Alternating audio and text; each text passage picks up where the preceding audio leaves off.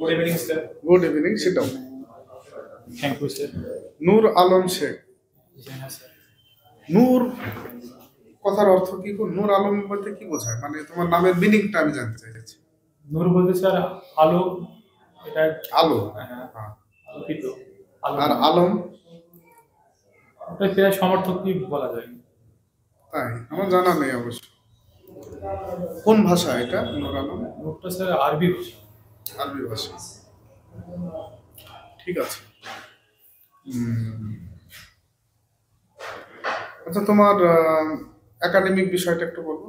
Academic sir আমি 2013 সালে মাধ্যমিক পাশ করি মাদ্রাসা এডুকেশন থেকে, বোর্ড অফ এডুকেশন, এবং 2015 সালে এইচএস কমপ্লিট করি, এবং তারপরে 2017-19 সেশনে আমি ডক্টর আম্বেদকর পিটিআই থেকে ডিএড সম্পন্ন করি। আচ্ছা। 2019-এ, এখন তো 2024 সাল, তারপর? এবং আমি এখন প্রাইমারির জন্য প্রিপারেশন করছি। হ্যাঁ। আচ্ছা। আর কোনো ডিগ্রি করোনি 19 থেকে এ পর্যন্ত? আমি পাশাপাশি টিউশনটা করাই, এটার মধ্যে আছে। কেন, তুমি কি মনে করো যে গ্রাজুয়েশন করলে প্রাইমারিতে চাকরি করা যাবে না? হ্যাঁ, যাবে, প্রাইমারিতে গ্রাজুয়েশন করবে ভালো হবে। সেটাই আমি জিজ্ঞেস করছি, কেন করোনি না করছো? না, আমি এখনো করিনি স্যার। মানে এটা আপনার ওই এসএস পর্যন্ত করলে তো মানে প্রাইমারিতে পাওয়া যায়। আমি ভেবেছি আগে এটা চাকরিটা পাবো, তারপরে ওটা পরবর্তীকালে সম্পূর্ণ করবো, এরকম একটা চিন্তা ভাবনা। যাই হোক, টিউশন পড়াও? হ্যাঁ। কোন ক্লাস? ক্লাস 1 থেকে 8 পর্যন্ত। 1 থেকে 8 পর্যন্ত।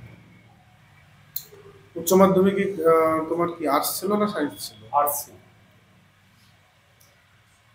8-এর ছেলেদেরকে তুমি কোন বিষয় পড়াও? এইটা আমি ওই ইংলিশটা বাদে ম্যাথ, পাশাপাশি অন্যান্য সাবজেক্টগুলো পড়াই। ম্যাথামেটিক্স করাও 8-এর ছেলেদেরকে? আচ্ছা,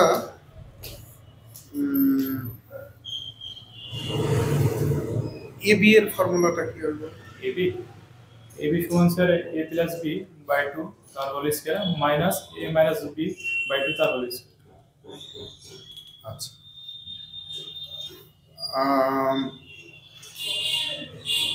ফোর এবির ফর্মুলা বলতে পারো?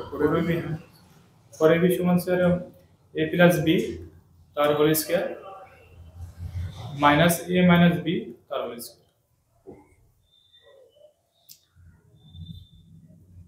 তুমি বলো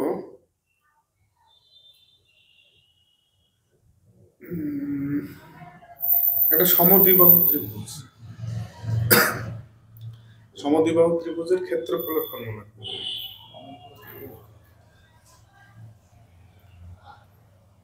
হ্যাঁ স্যার, এটা হবে সমান বাহু। মনে পড়ছে। আচ্ছা, তুমি এটা বলো, একটা বর্গক্ষেত্র তার কর্ণ যেটা ডায়াগোনাল কিভাবে বের করবে? কর্ণ সংখ্যাটা?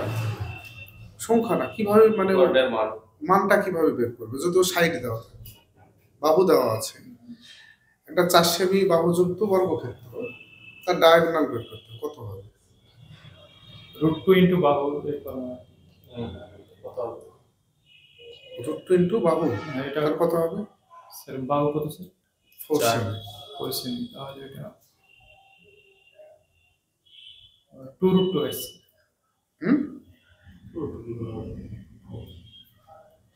বাহু 4, সাইড 4, তাহলে তার কর্ণের দৈর্ঘ্য কত হবে?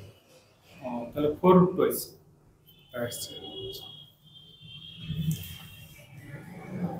বাচ্চাদের পড়াতে গেলে তো ডিএলএড করতে হবে, নিশ্চয়ই ডিএলএড করেছো। তোমার ডিএলএড পুরো কোর্সের মধ্যে কোন সাবজেক্টটা বেশি পছন্দ?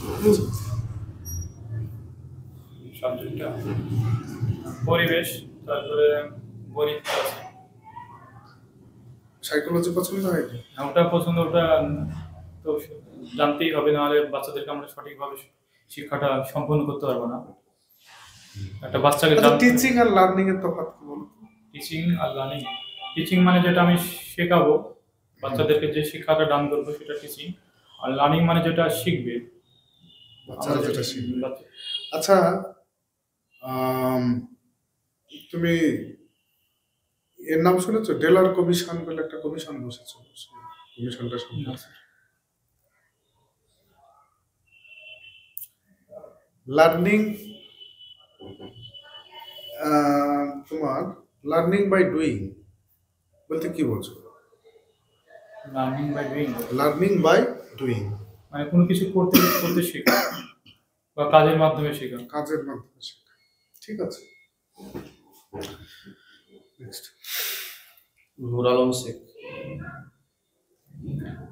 ডোমকলে বাড়ি। ডোমকলে বাড়ি স্যার। ডোমকলে বিখ্যাত একজন ব্যক্তির নাম করো তো।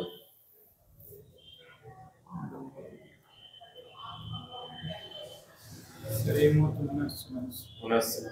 সেরকম বিখ্যাত আছে, ব্যক্তি মানে রাজনীতিবিদদের মধ্যে চলে যায়। যেমন আনিসুর রহমান আছে স্যার, এখানে তিনি একজন পশ্চিমবঙ্গের শিক্ষামন্ত্রী ছিল এক সময়। আর বিখ্যাত কোনো সাহিত্যিক আছে এরকম করলে? সাহিত্যিক এই মুহূর্তে আমার মনে আছে। বিখ্যাত কোনো আধিকারিক, অফিসার? হ্যাঁ ছিল স্যার এক সময়, এবং সে নেই, মানে অন্য জায়গায় ট্রান্সফার হয়েছে। হ্যাঁ, ফারুক, মোহাম্মদ ফারুক তিনি তো ডোমকলের বাড়ি কি? ডোমকলে না, বাড়িতে বলতো না। ডোমকলের মানে বাড়ি এইরকম কোনো ব্যক্তি যিনি বড় আধিকারিক ছিলেন ওয়েস্ট বেঙ্গলে, তার নাম আছে, ভালো নাম আছে। ও স্যার মনে দেখছি স্যার, ওই Nazrul SP sir. Nazrul SP? SP IPS. আচ্ছা, তুমি যেহেতু ক্লাসে মানে টিউশন অঙ্ক করাও, হ্যাঁ সরলের ক্ষেত্রে বদমাশের নিয়মটা আমাকে একটু বুঝিয়ে বলো। স্যার, বদমাশের ক্ষেত্রে এই নিয়মটা স্যার, আমি ওই প্রথমে ব্র্যাকেটের কাজ করতে হবে, তারপরে অফ, মানে অফ বোঝায় বা এর, তারপরে এর মানে কি? এর মানে গুণ। আচ্ছা, তারপরে আমরা করব ডিভিশন বা ভাগের কাজ, তারপরে মাল্টিপ্লিকেশন করব, তারপর অ্যাডিশন, এবং সবশেষে সাবট্রাকশন অর্থাৎ বিয়োগ করব। আচ্ছা, যোগটা পরে করে বিয়োগটা আগে করলে হবে না? যোগটা আগে করে না, তুমি বলছো যোগটা আগে করছি বিয়োগটা পরে করছি, আমি বিয়োগটা আগে করবো যোগটা পরে করবো। এটা কখনো কখনো হয় স্যার। কখনো কখনো হয়, সবসময় হয় না। সবসময় করলে অন্য কোনো অঙ্ক ক্ষেত্রে প্রবলেমও হতে পারে। যেমন একটা উদাহরণ দাও দেখি। কোন জায়গায় প্রবলেম হতে কোন পারে? জায়গায় প্রবলেম হয়? তোমার গুণ ভাগের ক্ষেত্রে উল্টো পাল্টা করলে প্রবলেম হবে, যোগ বিয়োগ ক্ষেত্রে গুণ উল্টো পাল্টা করলে প্রবলেম হবে। একটা एग्जांपल দাও যে জায়গা করতে করতে মানে দেখেছি হয়তো, মানে হ্যাঁ, কিন্তু এর মধ্যে ঠিক আছে, সেরকম হলে তুমি অঙ্কটাকে যোগ বিয়োগ আলাদা করে করতে। আচ্ছা, তুমি আচ্ছা স্যার, আচ্ছা, মাতৃভাষা মাতৃদুগ্ধ সম, কথাটি কে বলেছেন? রবীন্দ্রনাথ ঠাকুর। আচ্ছা, রবীন্দ্রনাথ ঠাকুর মূলত বাংলা সাহিত্যে কি হিসেবে পরিচিত? মানে আমি জানতে চাইছি, উনি তো বাংলা সাহিত্যের সমগ্র শাখাতেই কিছু না কিছু লিখে গেছেন, তাই না? হ্যাঁ স্যার, মূলত কি হিসেবে পরিচিত? কবি স্যার। আচ্ছা, বাংলা সাহিত্যে কিশোর চরিত্র বেশ কয়েকটা আছে, যেমন টেনিদা, ফেলুদা, ব্রজদা। টেনিদা চরিত্রটির স্রষ্টা কে?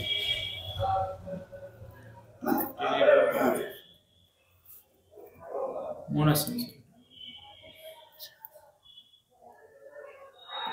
আচ্ছা, স্বরধ্বনি আর ব্যঞ্জন ধ্বনি মূল পার্থক্য কি? স্বরধ্বনি স্যার এগুলো নিজে নিজে উচ্চারিত হতে পারবে, অন্য বর্ণের সাহায্য প্রয়োজন হবে না।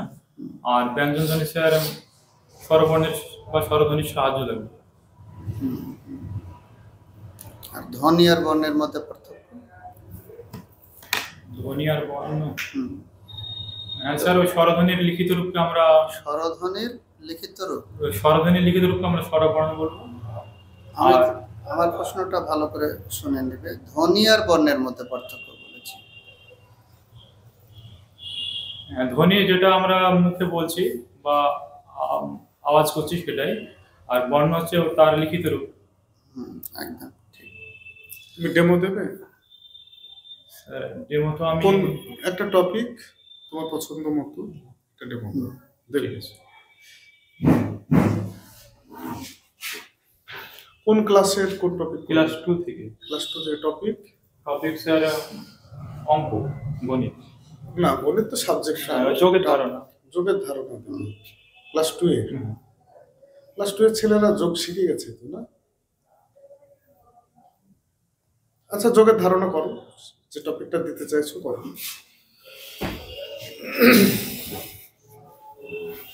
গুড মর্নিং স্টুডেন্টস, তোমরা সবাই ভালো আছো? হ্যাঁ আমিও ভালো আছি। আচ্ছা, তোমরা এখন খুব ঠান্ডা পড়ছে, হ্যাঁ এখন সাবধানে থাকতে হবে আমাদের, নাহলে ঠান্ডা লেগে যাবে।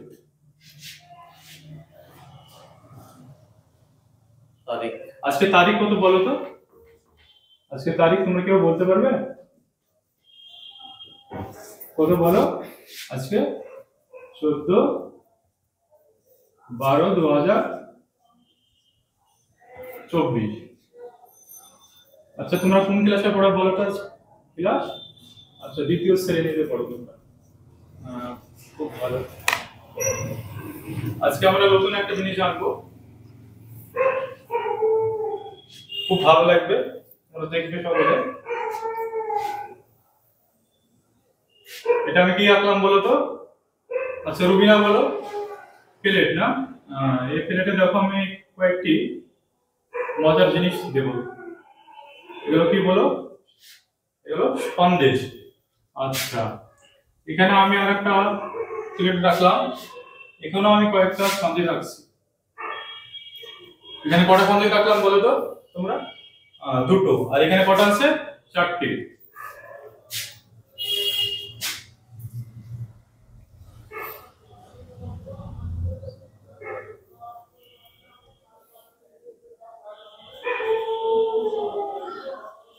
আমরা আজকে কি বিষয় শিখবো? আমার বই থেকে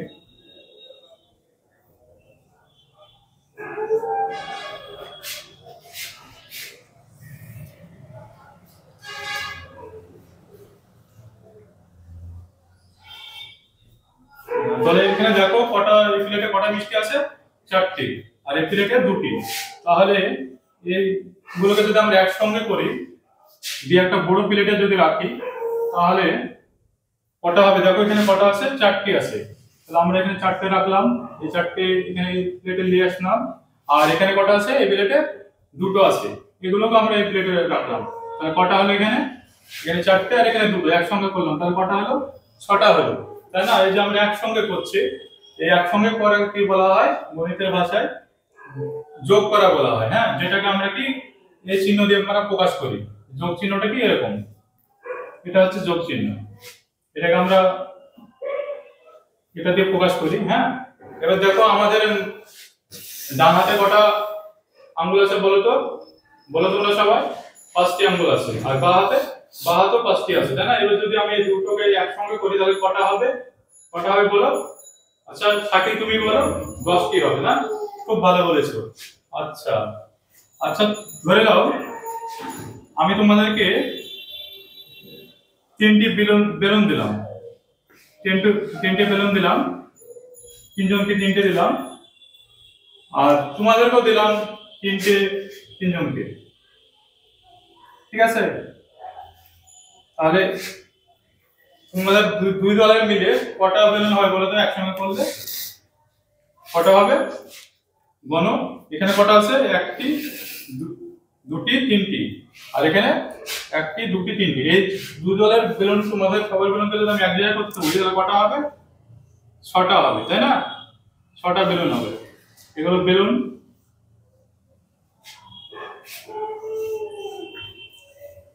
হ্যাঁ 6টি হবে, তাই না? আচ্ছা, তো আমরা এগুলো আজকে জানলাম। আমরা এই বিকাল থেকে আরো পরবর্তীকালে আরো ভালোভাবে জানবো। ঠিক আছে, ওটা বুঝো না, বলো।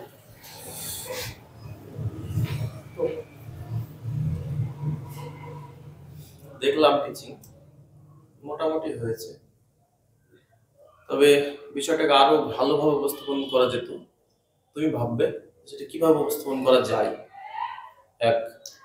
2 নম্বর হচ্ছে মাত্রা জ্ঞানের ব্যাপারে স্যার বলবে, তবু আমি একটু বলি। মাত্রা বেশ কয়েকটা জায়গাতেই কিন্তু নেই, পূর্ণ আর অর্থতে একটু গন্ডগোল আছে।